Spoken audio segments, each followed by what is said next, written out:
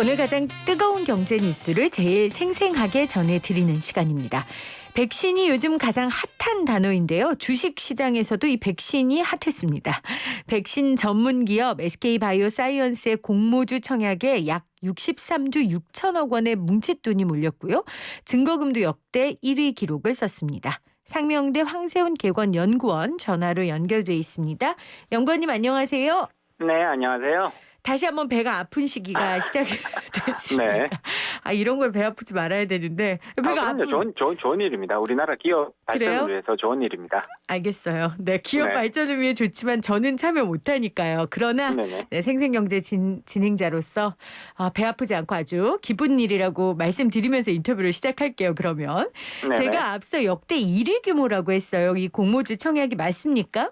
네네, 맞습니다. 지난 9월 9일에서 10일까지 이틀 동안 진행된 SK바이오사이언스 공모주 청약에는 이제 총 63조 6천억 원의 자금이 몰렸거든요. 역대 공모주 청약 증거금 1위 기록을 세웠고요. 작년에도 사실은 굉장히 크게 이제 나왔던 기록들이 있기는 한데 작년의 기록을 넘어서면서 역대 최고 수준이었습니다. 공모 가격이 이제 6만 5천 원으로 결정이 되었었는데 네. 이번 공모를 위해서 무려 293만 개의 계좌가 와, 공모주 청약에 참가하는 기록을 세우게 되었죠. 293만 개요? 네. 그래서 이번에 그 얘기를 하더라고요. 이 계좌 수가 공모주 배정 물량보다 많아졌다고?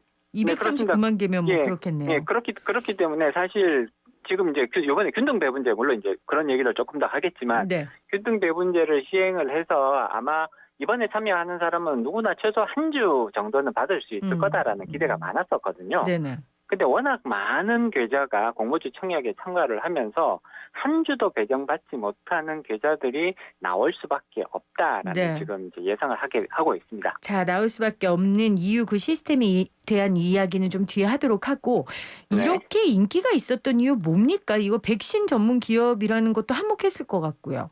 그렇습니다. 일단 백신에 대한 기대감이 대단히 높은 상황이라고 볼 수가 있고요.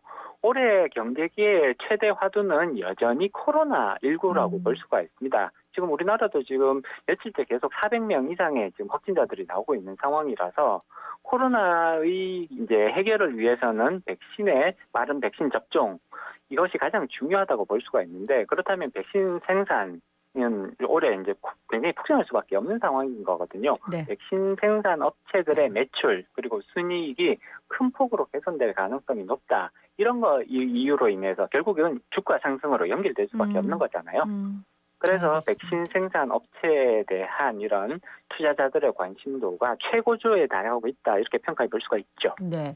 자, SK바이오사이언스의 공모주 관련된 이야기 나누고 있는데 18일에 상장을 하고 데뷔를 하게 되는 거예요. 우리가 보통 상장 첫날 시초가가 공모가의 2배가 형성돼서 상한가를 치면 따상이라고 하잖아요. 그렇죠. 더블이라고 보통 부르죠. 더블. 네. 네, 더블. 그래서 거기서 딸을 따온 거고요. 네. 그다음에 상한가, 더블 다음에 바로 상한가로 연결된다고 해서 더블과 상한가의 첫 글자를 따서 따상이라고 얘기를 하게 되거든요. 네. 자, 근데 이제 가능합니까? SK바이오사이언스도? 지금 보면 첫날 시초가가 공모가의 2배로 시작을 하게 된다면 그리고 거기서 이제 상한가를 한 번 더 가게 되는 거죠. 이제 이른바 따상에 성공하게 된다면 주가 6만 5천 원의 공모 가격이 결정되었단 말이에요. 그러면 2배 된 다음에 상한가를 맞게 되면 16만 9천 원까지 오를 수가 있습니다. 네. 과연 그러면 이 가격이 가능할 거냐? 사전적으로 이게 될 거다 안 될 거다. 명확하게 판단을 내리기는 어렵습니다만 우리가 이제 참고로 살펴볼 수 있는 부분이 뭐냐면 이미 SK바이오사이언스 같은 경우에는 장외 거래 사이트가 있습니다. 지금 현재 장외 거래 사이트에서 이미 이 회사의 주식이 장외에서 거래가 되고 있거든요. 네. 그래서 거래되는 가격들을 살펴보면 장외 주식 거래 사이트 가격은 지금 18만 원을 넘어서고 와. 있는 게 관찰이 되고 있거든요. 따상도 넘은 거잖아요, 그러면. 그렇죠. 따상이 되면 지금 가격이 16만 9천 원이거든요. 근데 밖에서 장외 거래에서 이미 18만 원으로 거래가 되고 있기 때문에 이제 투자하시는 분들 청약에 참여하시는 분들은 많은 분들이 지금 따상이 가능하지 않겠느냐라고 지금 예상을 하고 계시는 거죠. 네. 물론 그렇다고 해서 따상이 반드시 달성될 거다라고 단정해서는 곤란합니다.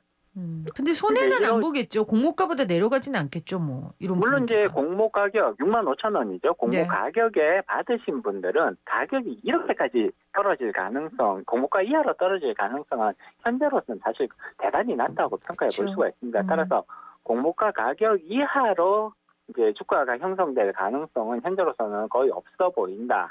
다만 따상의 가능성이 높은 것은 사실이지만 따상을 이미 기정사실화시키는 그런 어떻게 보면 좀 지나치게 좀 앞서가시는 네. 그런 이제 선택 내지는 그런 판단은 조금 자제하실 필요가 있다라는 말씀을 드려야겠습니다. 우리가 앞서 있었던 카카오 게임즈나 빅히트 엔터테인먼트가 따상을 했던가요? 빅히트는 안 했던 것 같은데? 빅히트는 잠깐 따상을 했습니다. 잠깐 따상. 네네. 카카오 게임즈 같은 경우 그다음에 SK 바이오 팜이 있었죠, 작년에. 네네네, 맞습니다. 그런 경우에는 이제 공모주 청약이 이루어지고 상장이 이루어진 첫날 따상들을 다 경험을 했었거든요. 근데 이제 빅히트 엔터테인먼트 그래서 당연히 이제 마지막 최대어였거든요. 작년 IPO에 마지막 최대어 빅히트 엔터테인먼트도 따상이 가능하지 않을까라는 기대는 많았는데 실질적으로 상장이 이루어졌던 날 따상을 아주 잠깐 가요. 갔다가 바로 주가가 이제 하락을 하는 그런 모습이 나타났었단 말이에요. 그래서 이미 우리가 한번 따상을 갔다가 쉽게 주가가 무너졌던 경험들을 가지고 있습니다. 빅히트 엔터테인먼트가 바로 그런 사례였거든요. 그렇기 때문에 따상이 가능성은 있습니다만 이것이 무조건 일어난다. 이렇게 판단하는 것은 조금 위험한 결과로 이어질 수도 있습니다. 조금 자제할 필요성이 있을 것 같습니다. 그리고 또 상장했을 때 따상한다고 해서 그 주가가 계속 가는 것도 아니잖아요. 뭐 앞서 그렇습니다. 사례들을 보지만. 네네. 그리고 이제 앞서 작년에 이제 여러 가지 사례들이 사실 많았었는데요. 따상 그 다음 날 또 상한가를 맞았던 그런 이제 경험했던 종목들도 있었고요. 상한가가 바로 무너져서 계속해서 주가가 이제 흘러내렸던 그런 종목들도 있었단 말이에요. 네. 그렇기 때문에 현재 이런 이제 조금 이제 높아져 있는 기대감에 비해서 주가가 그런 기대감을 충분히 만족시키지 못할 가능성도 분명히 존재합니다. 투자자들은 너무 이렇게 과열되는 그런 분위기보다는 조금 더 냉정하게 주가를 판단하시는 그런 자세가 더 바람직하지 않을까 싶습니다. 네. 자, SK 바이오사이언스 주식 관점에서 조금 봤고요. 주가 관점에서 지금은 좀 시스템에 대한 이야기를 한번 해볼게요. 아까 네. 앞서 연구원님께서도 이 균등 배분제의 문제점이 지적되고 있다는 얘기를 하셨는데 일단 균등 배분제가 뭡니까? 네. 균등 배분제 때문에 사실 이제 이번 SK 바이오사이언스 공모주에 대한 관심도가 지난번에 비해서 오히려 더 높아졌다라고 평가를 해볼 수가 있을 텐데요. 보통은 작년 같은 경우에는 이제 대학급 기업의 청약 같은 경우에는 많은 자금을 청약 증거금으로 내면 더 그렇죠. 많은 주식을 받을 수 있는 시스템이었거든요. 근데 이렇게 되면 쉽게 말해서 자산가들이 이제 1억이나 2억 같이 이렇게 대규모 자금을 넣게 되면 더 유리해지는 그런 측면들이 있습니다. 따라서 조금 더 이렇게 형평성이 갖추어져 있는 방식으로 시스템을 다시 개선할 필요가 있다라는 지적들이 제기가 되었고요. 그래서 올해부터 이제 시작된 게 공모주 균등 배분제입니다. 예를 들어서 10주만 청약을 해도 최소 한 주 이상 주식을 받을 수 있는 방식이 바로 균등 배분제였던 거거든요. 작년에 카카오 게임즈 같은 사례를 살펴보면 청약에 1억을 넣어야 적으면 2주, 많으면 3주 정도를 받을 수가 있었거든요. 근데 이번에 균등 배분제 때문에 SK 바이오사이언스의 청약에는 그러니까 10주, 그러니까 금액으로 치면 조금 이제 낮은 거죠. 32만 5천 원 정도 됩니다. 금액으로 따지면. 32만 5천 원만 넣어놔도 최소한 주식 한 주는 받을 수 있다. 이것이 이제 균등 배분제가 의미하는 거거든요. 네. 따라서 청약에 대한 관심도가 대단히 높아질 수밖에 없었던 거고요. 그렇기 때문에 이제 균등 배분제 아래서는 청약 증거금을 많이 내는 것보다는 실명 주식 계좌를 더 많이 확보하는 게 오히려 더 유리한 전략이 돼버리는 거거든요. 그러니까 질보다 양이 중요해졌군요. 그렇습니다. 그래서 예전에는 돈을 많이 예치를 하고 청약 증거금을 많이 내는 게 중요했다면 지금은 청약 증거금은 적정 수준에서 제시를 안 내고 오히려 더 많은 사람 명의로 실명 주식 계좌를 확보하는 것이 훨씬 더 중요한 이슈가 되어버렸죠. 그러다 보니까 계좌 쪼개기를 하게 되는 거예요. 계좌 네네, 쪼개기를 그렇습니다. 해서 중복 청약을 하게 됐는데 이러다 보니까 이제 균등배분제의 취지는 자산가들만 참여하게 되는 현실을 좀 바꿔보자 이런 거였단 네네. 말이에요. 네네. 근데 일단 지금 근데 이제 계좌 쪼개기랑 중복 청약은 조금 구별해서 살펴보실 필요가 있을 것 같고요. 네. 예전에는 이제 자산가 거의 예를 들어 거액 자산가가 자기의 명의로만 이제 고액의 증거금을 예치를 하고 주식을 이제 청약에 참여하는 그런 방식이었거든요. 근데 지금은 그렇게 하는 것보다는 자기 가족, 예를 들어 자녀가 3명 내지는 4명 그렇게 있다면 자녀들의 명의로 계좌를 개설하고 거기에 자금을 예치해서 인원수를 늘리는 게 오히려 더 효과적인 전략이 됩니다. 네. 근데 이렇게 가족의 실제 명의를 사용해서 계좌를 쪼개는 거는 사실상 이거는 막을 수 있는 방법이 뚜렷하게 존재하기가 그렇죠. 어렵고요. 그렇죠. 불법도 근데 아니고요. 요거보다 더 문제가 되는 거는 한 사람이 여러 개의 증권사를 돌아다니면서 여러 개의 증권사에다 계좌를 개설을 하면 각각이 또 하나의 계좌처럼 지금 인식이 되는 거거든요. 그럼 지금 말씀하신 그건 중복 청약인 거죠? 앞서 그렇죠. 이게 말씀하신 건 중복 계좌 청약인 쪼개기고. 거고요. 네네. 계좌 쪼개기보다 사실 더 문제인 게 중복 청약입니다. 예를 네네. 들어서 가족의 계좌를 가족 인원수대로 나누는 거 이거 자체는 사실은 어떻게 보면 굉장히 자연스러운 반응일 수도 있는 거거든요. 그렇지만 중복인 경우에는 내가 A증권사, B증권사, C증권사 다니면서 계속 계좌를 개설을 해서 한 사람임에도 불구하고 더 많은 계좌를 만들어서 신청을 하게 되면 그리고 상대적으로 자산가들이 이렇게 할 여유가 더 많은 거잖아요. 그렇죠. 예, 그렇기 때문에 이렇게 계좌 쪼개기보다 더 문제로 볼 수 있는 거는 여러 증권사를 동일인이 계좌를 만들어서 청약에 참가하는 중복 청약으로 볼 수가 있습니다. 자, 그러면 중복 청약을 금지시켜야 되는데 아마 금지하기로 한 것 같아요. 그런데 시스템이 구축되지 않았다면서요, 아직? 네네, 아직 이 중복 청약을 걸러낼 수 있는 시스템이 마련되어 있지 않습니다. 그렇기 때문에 투자자가 실질적으로 여러 군데의 증권사를 돌아다니면서 계좌를 만들어서 똑같은 사람이 그러니까 공모주에 대해서 청약을 하는 것이 여전히 가능한 상황이 되는 거죠. 이것을 해결하기 위해서는 증권사마다 이제 고객 정보들을 다 가지고 있거든요. 그러면 이 고객 정보를 특정 기관에 집중시켜서 이 고객이 어느 증권사에 얼마만큼의 청약에 참가하고 있는지를 네. 중앙 집중 방식으로 이렇게 정보를 모으는 그런 시스템의 마련이 필요합니다. 근데 이게 이 시스템이 마련되어 있지 않는 거거든요. 근데 말씀하신 것처럼 이게 어떻게 보면 진짜 개인 정보인데 네. 이걸 뭐 증권사들이 가위바위보해서 대표 증권사들이 이걸 모을 수 있는 것도 아니고 뭔가 공신력 있는 그렇습니다. 그렇기 때문에 조금 더 공적인 성격을 가지고 있는 그런 이제 공공성을 어느 정도는 확보할 수 있는 그렇죠. 그런 기관에 이런 정보를 집중시켜서 또 이제 그러니까 개인 정보에 대한 보안은 또 굉장히 중요한 부분인 거잖아요. 네. 그렇기 때문에 개인정보 보안에 대한 대비책도 마련하면서 대신에 이런 정보들이 통합적으로 실수 없이 한 기관에 모여서 이 기관이 중복 청약이 이루어지고 있는지를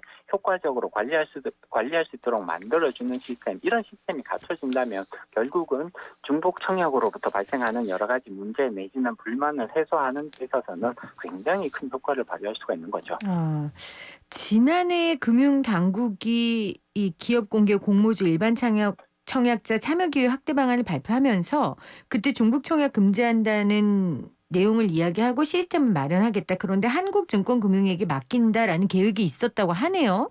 네네, 맞습니다. 그래서 지금 이제 준비 작업들이 시작되고 있는 걸로 알고 있고요. 네.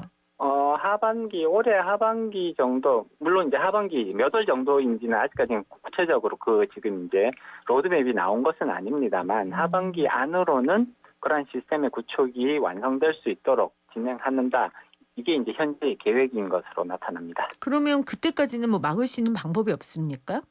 현재로서는 이 중복 청약을 막을 수 있는 방법은 아직까지는 없다고 봐야 되는 것 같고요.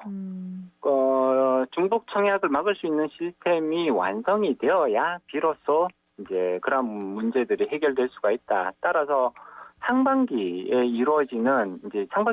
지금 더 IPO들이 계속해서 이어질 예정이거든요. 네. 그리고 이제 대여급 IPO도 상반기에 한두 개는 더 이루어질 가능성이 높다고 지금 예상을 하고 있는데 상반기에 이루어질 IPO에 대해서는 이 중복 청약을 막을 수 있는 시스템이 뚜렷하게 완성되기는 어려워 보입니다. 네. 뭐 하반기 상장 예정인 회사들이 많아요. 대어들이 많은데 LG 에너지 그렇습니다. 솔루션, 카카오뱅크, 카카오페이, 야놀자. 네. 네, 그다음에 이런 데도 지금 네. 크래프톤 같은 회사들도 크래프톤. 있죠. 네네. 중국 청약 빨리 막을 수 있는 시스템이 구축돼야 될 것 같네요. 네네. 좀 자, 시스템의 작업, 구축 작업들을 좀 서둘러 네. 진행할 필요가 있을 것 네. 같습니다. 자, 그러면 SK 바이오사이언스는 지원금을 최소 얼마 넣어야 한 주라도 받을 수 있을까요? 지금 상황에? 바이오사이언스는 이미 이제 청약이 끝난 상황이니까, 네. 이미 이제 끝난 게임이 된 거고요. 네. 근데 SK 바이오사이언스 청약에는 최소 32만 5천 원을 네. 넣게 되면 음. 한 주를 한 주를 받을 수 있다. 지금 이렇게 알려지고는 있습니다. 근데 앞서도 말씀드렸듯이 참가하고 있는 계좌가 워낙 많습니다. 293만 계좌가 참가를 하고 있거든요. 네. 청약에. 그렇기 때문에 이 최소 금액 32만 5천 원을 넣었다고 하더라도 한 주도 못 받을 수 있는 그런 상황이 충분히 나타날 걸로 지금 예상을 하고 있습니다. 아니 그러면 제가 이걸 잘 몰라서 그러는데 32만 5천 원을 여러 명이 막 넣었어요. 네. 그러면 누구는 되고 누구는 안 될 수도 있다는 말씀이신 거예요? 그렇습니다. 그건 그렇습니다. 어떻게 골라요? 그래서 지금 이제 제안하는 방법이 그러면 지금 신청자가 나눠줄 수 있는 주식의 숫자보다 신청자가 더 많은 상황인 그렇죠, 거거든요. 지금. 네. 예. 그렇게 됐을 때 그럼 어떤 방식으로 나눠줄 거냐? 이제 아마 불가피하게 추첨이라든지 그런 이제 어떤 이제 가장 투자자들 사이에서 불만이 적어지는 그런 방법으로 이제 아마 추첨이 되지 않을까 그렇게 지금 보고 있는 거고요. 네. 그렇게 추첨을 통해서 그 이제 지원하신 그러니까 청약하신 투자자들 중에서 어떤 추첨에 당첨되신 분들을 대상으로 해서 예정이 이루어지는 이런 방식으로 진행될 가능성이 상당히 높습니다. 네. 자, 코로나 전반기에는 이 마스크 관련된 게 핵심이었다면 이제 후반기에는 이 백신 관련 주들이 핵심일 텐데 그러면 SK 바이오사이언스의 상장이 현재 백신 관련 시장 혹은 이 바이오주에 미칠 영향 마지막으로 좀 정리해 주시고 마무리할게요.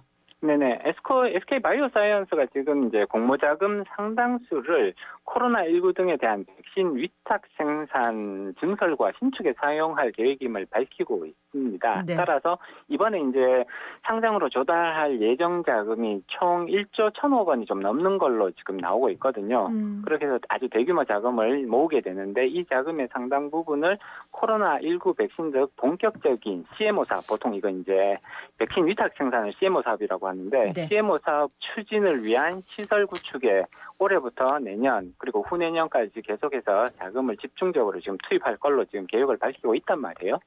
따라서 SK 바이오사이언스 같은 경우에는 이렇게 이제 대규모 증설과 신축을 통해서 그 백신 관련 시장에서 굉장히 중요한 선도적인 그런 이제 위치로 이제 도약할 가능성들이 높아지고 있다 이렇게 이제 예상을 해볼 수가 있는 것이고요.